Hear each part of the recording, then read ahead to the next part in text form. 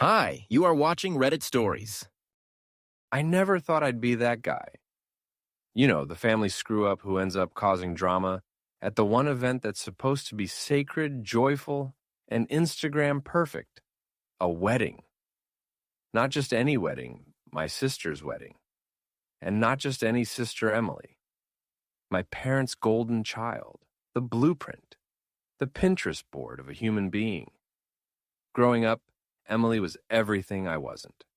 Honor roll, ballet recitals, National Honor Society, then pre-med, then actual med school, and now Dr. Emily Carter. Meanwhile, I went through a bit of a phase. Okay, phases. Emo band, failed YouTube channel, suspended twice for fighting, dropped out of college. You get the idea. But despite the contrast, we were close. Closer than most siblings. Emily was one of the few people who didn't give up on me. When I tanked my GPA, she snuck me answers on quizzes. When I got wasted after a breakup, she cleaned me up and didn't tell Mom. When she got into Johns Hopkins and I got rejected from the local community college, she said she was proud of me for even applying. She was always there, and I was there for her mostly, until the wedding. Let's backtrack a bit. Emily met Damien 3 years ago, during her residency in Boston. He was a neurosurgery intern. Tall, charming, always smelled like cedarwood cologne and ambition. He shook my hand too firmly when we first met, the kind of handshake that says, "I want to dominate your soul." I hated him instantly, not for any logical reason, just a gut thing. Something in the way he looked at her like she was a trophy he already won. Like he wasn't scared to lose her. Like he didn't need to earn her. But Emily loved him. And so I played along. The wedding was set for May. Outdoor venue in the Berkshires. 200 guests. White tents. String quartet. Donut wall. You name it. Mom cried when she saw the dress. Dad mortgaged part of the lake house for the catering. Emily glowed like she was made of champagne and moonlight. And me? I was the best man. Yeah, me. Not because she didn't have other options, but because she insisted. Said I was her anchor, her favorite person. If anyone's going to stand by me, she said, it's going to be you. So I wrote the speech. I practiced the toast. I even shaved. I wasn't supposed to find the flash drive. It was the day before the wedding. We were staying at this huge Airbnb mansion. I was in Emily's room helping her steam her rehearsal dress when she ran downstairs to take a call. Her laptop was open on the bed, and next to it was this tiny black flash drive with a red sticker that said, "Don't open." Which, of course, is like saying, "Open me immediately." I swear I didn't mean to snoop. I just looked at it, flipped it in my fingers. It popped into the laptop like muscle memory. I figured it was a playlist or some notes for the ceremony. Instead, I found videos, 4 of them, all named by date, all taken with shaky handheld footage, hidden camera style, like someone had pointed their phone at a slightly open door or left it in a gym bag. The first one showed Damien, shirtless, in someone else's apartment, sitting on a couch with a glass of wine, laughing. Then, leaning in to kiss a brunette. The second was him in a car, touching the thigh of someone who was very much not my sister. The third was blurry, but unmistakable. Him, her, bedroom, sex. The fourth was just an audio file, a recording. Damien talking to someone, maybe the same woman as in the videos. He said, "Once I'm in, I'm set. Emily's got inheritance coming. The family's loaded. She's obsessed with me, and it's pathetic. Honestly, I just need her name and the money. Then I'm gone." I didn't breathe for a full minute. Then I ripped the drive out and ran. I didn't know what to do with the drive. I paced around the hallway like a malfunctioning Roomba. My heart was in my throat, My palms were sweating. I could hear Emily downstairs laughing with our mom about something stupid, probably floral arrangements, or whether to do Mr. Brightside before or after the cake cutting. She sounded happy. How was I supposed to drop a nuke on that? There was this stupid, cowardly part of me that said, don't do it. That part reminded me of every time I had messed things up, every time I was the disappointment, the phase that hadn't ended. That part said, if you bring this up now, you're not protecting her. You're ruining her wedding. She won't believe you. She'll think you're jealous or trying to sabotage her. But I also knew Emily, knew her better than Damien ever could, and I knew if she found out later after the vows, after the honeymoon, after the name change, she would never forgive me. Not for letting her fall. So I walked downstairs. She was in the sunroom with Mom and Aunt Lydia, sipping Prosecco. I said I needed to talk. Alone. Emily raised an eyebrow but followed me upstairs. I handed her the flash drive and said 5 words. You need to watch this. No explanation. Just that. She looked confused, maybe even a little annoyed, but she slid the drive into her laptop and clicked the first file. I stood behind her, arms folded, waiting for the hammer. It didn't take long. The smile drained from her face after 20 seconds. By the second video, her hand was over her mouth. By the third, she was whispering, "Oh my God," like a chant. And when she got to the audio file, the damning monologue from Damien, she didn't say anything at all. She just stared at the screen with the kind of stillness that made my skin crawl. Finally, she said, "How long have you known?" And I froze. Because here's the twist. I hadn't been totally honest. This wasn't my first time suspecting Damien. Months ago, I'd caught him at a bar in Boston with a woman hanging off his arm like an accessory. He told me she was a coworker. I didn't believe him. I never said anything to Emily. I thought it would go away. I thought maybe I imagined it. I told her that. All of it. She looked at me with an expression I couldn't read. Not anger exactly, not sadness, just blankness. Then she said, "Give me the drive. I'll handle it." I asked her what that meant. She told me not to worry, that she had it under control. She hugged me. She said thank you. She said we were still on for the toast tomorrow. That night, she texted me a picture of her and Damien smiling on the dance floor at the rehearsal dinner. Her caption was a single heart emoji. I didn't sleep. The next morning was the wedding. Clear skies, perfect weather, guests filing in. Damien was all smiles, giving firm handshakes, charming the photographers. Emily looked radiant, glowing, people said. Bridesmaids fluttered around her like butterflies. I asked her twice if she was okay. She said, "Better than okay." I started to wonder if she was in denial. Or maybe I had made everything worse. Maybe she deleted the drive. Maybe she convinced herself it was fake or old or someone else's boyfriend. Or maybe, worst of all, she had decided to marry him anyway. Then the ceremony started. Everything went smoothly. Vows, rings, first kiss. Everyone cheered. I even found myself clapping. I thought maybe we'd made it. Then came the reception. People were buzzing, drinking, eating tiny sliders and posing in the photo booth.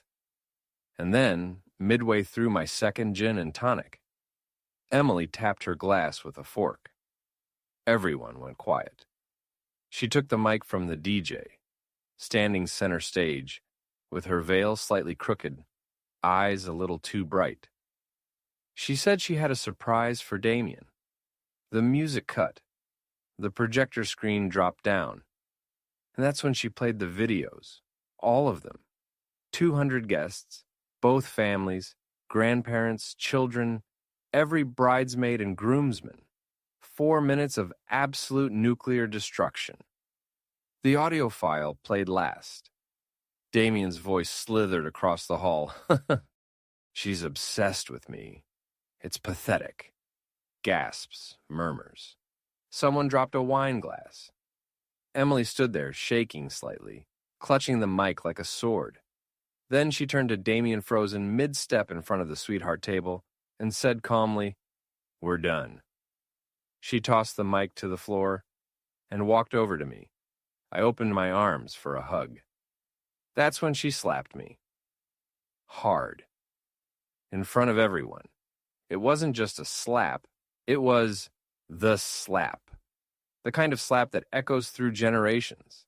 The kind of slap you feel in your teeth. Even if it wasn't aimed at you, 200 people went completely silent. Even the string quartet stopped playing. I don't know why they weren't even playing at that moment.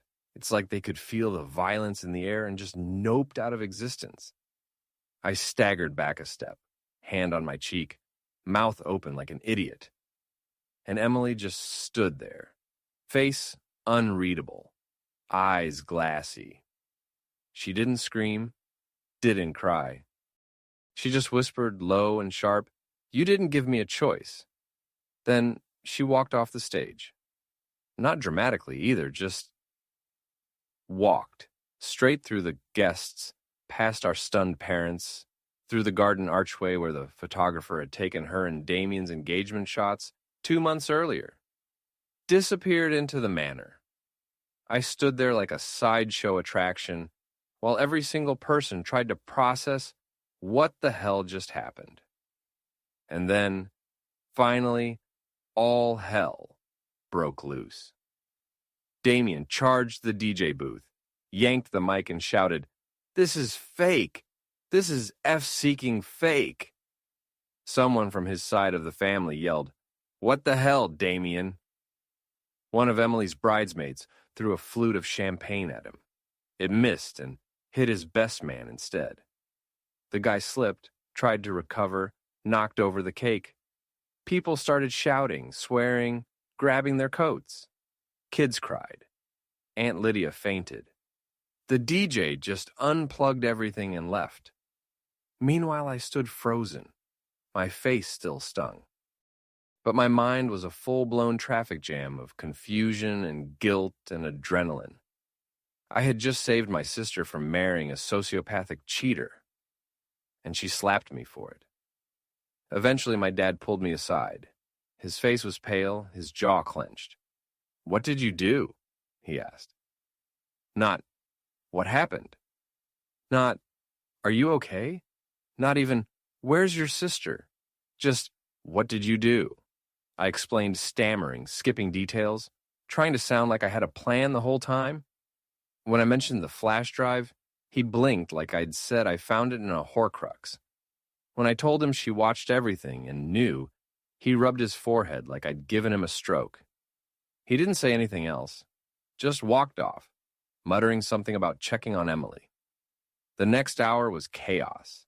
Guests leaving in droves, Damien screaming into his phone, bridesmaids huddled in corners like they'd just survived a war. I tried to find Emily, but she'd locked herself in the study. When I finally knocked and asked if she was okay, she responded with one sentence, "You had no right." That cut deeper than the slap, because I thought I did have the right. I thought that's what brothers were supposed to do, protect, shield, warn, especially from someone like Damien. But as I stood there, alone in a hallway full of discarded napkins and flower petals, I started to see it differently. I hadn't just exposed Damien. I'd exposed her. I took her choice away. I forced her to go nuclear in front of everyone. I didn't give her time to process, to plan, to handle it her way. I put her on a stage with a ticking bomb and pressed the detonator. It wasn't betrayal. It was a hijacking. And deep down, I think she knew something was off with Damien. I think she suspected, maybe even knew. But sometimes people aren't ready to face the truth until they're standing at the edge of the cliff. And I pushed her. The wedding was never finished. The reception was canceled. The vendors were paid out in silence. No honeymoon, no name change, no marriage certificate. By nightfall, Emily was gone. She packed a single bag, got in her old Corolla, and drove back to Boston. No goodbye, no explanation. Just a voicemail a few hours later. I'm safe. Don't contact me. 2 weeks. That's how long it took before anyone heard from Emily again. In that time, our family exploded into factions. Team Emily. Team Damien. Team. Why the hell did Ben play the damn videos in front of Grandma? Guess which team I was on? None. Because everyone blamed me. Not Damien, not even Emily. Not really, not vocally anyway. It was me. Because I was the match. I struck the flash drive. I torched the ceremony. My mom wouldn't speak to me unless it was passive-aggressive text messages like, just hope you feel good about ruining your sister's big day. My dad was too embarrassed to show his face at work for a week. Even my cousin Rachel, who once got arrested for shoplifting 3 candles from Bath Body Works, told me I was out of line. And Damien? That bastard actually tried to sue me. Yeah, he sent some legal threat through an email with an attached cease and desist. Said I'd violated his expectation of privacy. Claimed the recordings were deep fakes. Told the entire extended family that I was mentally unstable, bitter, and probably on drugs. Of course, the lawsuit went nowhere. His bluff. But that didn't stop the whispers. I stayed off social media. I stayed in my apartment. I replayed everything, every word, every frame of those videos. I asked myself 100 times, why didn't I just tell her privately? Why did I give her the drive the day before the wedding? Why didn't I wait until it was over? But then the rational part of me, the part that hadn't been slapped in front of a live audience, kept saying the same thing. You did the right thing. You told her the truth. And maybe that was the problem, because the truth ruins things. Fast forward to week 3. I was making coffee in the dark, still stuck in a mental fog, when I got a call from an unknown number, Boston area code. I answered with a flat-tired hello. Emily. Her voice was soft, calmer than I expected. She said she wasn't calling to apologize. Said she wasn't calling to yell either, just that she'd been thinking. I didn't speak. I didn't trust myself to say anything right. She said she'd left town for a bit, stayed in a cabin near some lake outside of Maine, needed quiet. No phones, no people, no weddings. She said she'd been replaying the videos over and over, trying to match the images to the man she thought she loved. Said the worst part wasn't the betrayal, it was the fact that she knew. Knew something was off. Knew he was too good to be true. Knew deep in her gut that she was marrying a mask. But she ignored it. Because she was 32. Because everyone expected perfection. Because she didn't want to start over. And then she said something I didn't expect. You were right. That hit harder than any slap. She said she forgave me. But she wasn't ready to see me. Not yet. Said she needed to heal. And that I reminded her too much of everything. Then she paused and said, "There's something you don't know." My chest tightened. I braced myself. She said she knew about the videos before I gave her the drive. 2 days before the wedding, she got an anonymous email with a single attachment. One of the same recordings I'd found. No explanation. No sender. Just the evidence. She confronted Damien in private. He denied everything. Said it was a setup, a blackmail job. Claimed his ex was trying to ruin him. He had excuses preloaded, like a slideshow. Emily didn't believe him. Not fully. But she was already in too deep. The wedding was set. The guests were arriving. Mom was crying every time she looked at her. So she decided to go through with it anyway. Until I handed her the flash drive. That was the tipping point. She couldn't ignore it anymore. She made a plan that night to publicly shame him, to burn the whole thing down. But the slap? That part wasn't part of her plan. That was real. raw, uncontrolled. She said she slapped me because I forced her hand, because if I hadn't intervened, she could have let it all play out in silence, could have walked away later, quietly, safely, with dignity. Instead, she had to torch everything. And somewhere in that fire, I got burned too. I asked her who sent the anonymous email. She said she didn't know. I asked if she thought Damien knew who recorded the videos. She said probably not. He hadn't said a word about it since, but the paranoia was eating him alive. Then she said she was digging, quietly, carefully, because if someone had that kind of footage, they were close, too close. And that's when I realized something. There was a fifth video, one I never opened, one I don't know how I missed it. Maybe I was too rattled. Maybe I was too focused on the first four. But when I opened the flash drive again after that phone call with Emily, I saw it, plain as day. 2024-11-12, ring cam, move. Dated 6 months before the wedding. The file name didn't match the others. No grainy text, no shaky cam energy. Just clean footage. Ring cam. At first I thought that meant engagement ring. But as the video loaded and the feed stabilized, I realized it was from our parents' front porch, one of those smart doorbell cameras. The view was crystal clear, audio crisp. I saw Damien standing on the porch. In the middle of the night, November. His breath fogged the lens. And he wasn't alone. A woman stood next to him. Brunette, black coat. Her voice was familiar, but I couldn't place it. They were arguing, not loudly, but urgently. Then Damien said something that made my stomach drop. She'll never know. We just have to get through the wedding. Once the trust fund hits, I'll disappear, and you and I can be wherever we want. The woman responded, "You said that last time." Then she stepped into the light, and I saw her face. Rachel, our cousin Rachel, shoplifter, drama queen. Chronic oops, I thought this was on sale type of person. Rachel, the one who told me I was out of line, the one who told half the family I'd ruined the wedding. She was the other woman, and she was the one who recorded everything. It hit me like a concussion. Rachel had access. She'd been around Damien, around Emily.